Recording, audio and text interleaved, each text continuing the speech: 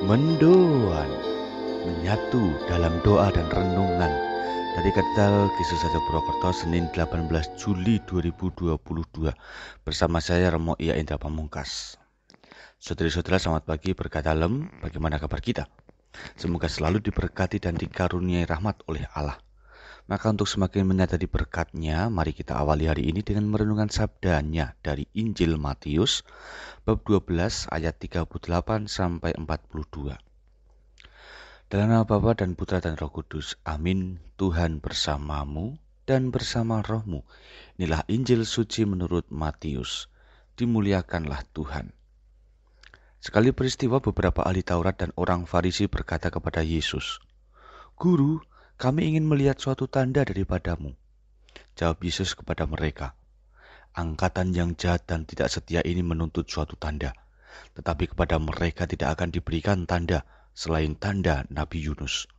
Sebab seperti Yunus tinggal di dalam perut ikan 3 hari 3 malam, demikian pula Anak Manusia akan tinggal di dalam rahim bumi 3 hari 3 malam. Pada waktu penghakiman, orang-orang Niniwe akan bangkit bersama angkatan ini dan menghukumnya juga. Sebab orang-orang Niniwe bertobat setelah mendengar pemberitaan Yunus, dan sungguh yang ada di sini lebih daripada Yunus.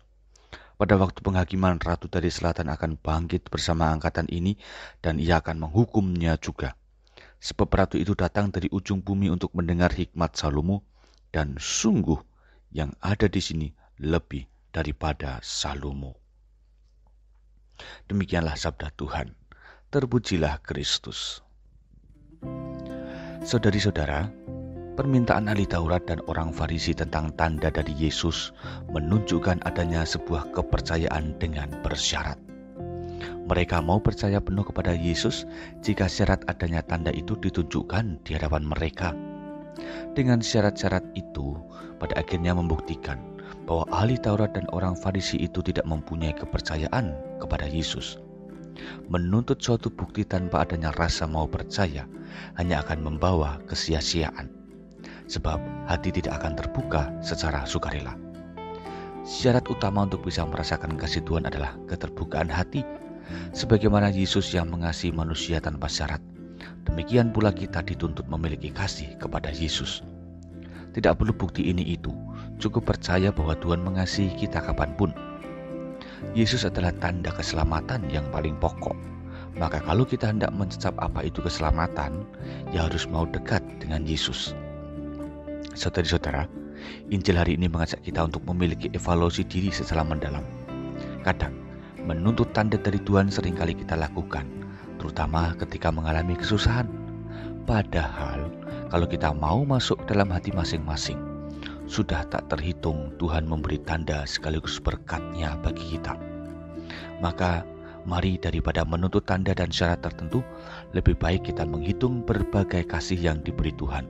Karena dari sanalah kita masih disadarkan bahwa kita mampu untuk hidup dan berdinamika seperti hari ini. Tuhan memberkati. Mari berdoa. Allah Bapa Maha Kasih, syukur atas semua pemberian-Mu. Engkau sungguh mengasihi kami tanpa syarat. Semoga kami pun juga mau belajar mengasihi-Mu dan sesama secara sukarela. Bimbinglah kami menjadi pribadi yang beriman dalam kasih, serta bertumbuh dalam kemurnian hati yang tulus. Demi Kristus, Tuhan kami. Amin. Tuhan bersamamu dan bersama rohmu. Kita semua, keluarga kita, mereka yang kita cintai, dan segala karya-karya cinta kasih kita, senantiasa dalam berkat Allah yang Maha Kuasa, Bapa, Putra, dan Roh Kudus. Amin. Saudari-saudara, selamat beraktivitas. Tuhan memberkati. Salam mendoan.